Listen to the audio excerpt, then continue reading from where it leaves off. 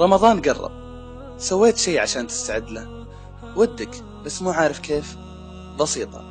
قلب الإنسان مثل ذاكرة الجوال، لابد يجيها حد وتمتلي. عشان تضيف شيء جديد وهو ممتلي لابد تمسح أشياء ما تحتاجها. وعشان تخلي قلبك يستعد لاستقبال رمضان أنت محتاج تفضي مكان له. طيب، مو عارف كيف تفضي هالمكان؟ بعد بسيطة، بس استغفر. مع كل استغفار تنطق فيه أنت قاعد تنظف قلب، والوقت يمر بسرعة ما ودك تستغله. عود لسانك، أنت محتاج قلبك ينظف، وهي مش صعبة.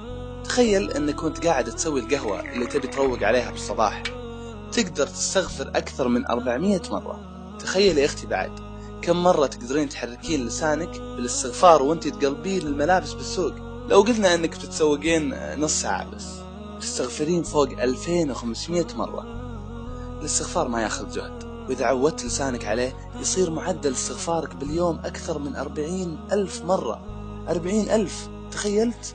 والرسول صلى الله عليه وسلم يقول: طوبى لمن وجد في صحيفته استغفارا كثيرا. رمضان قرب، عود لسانك.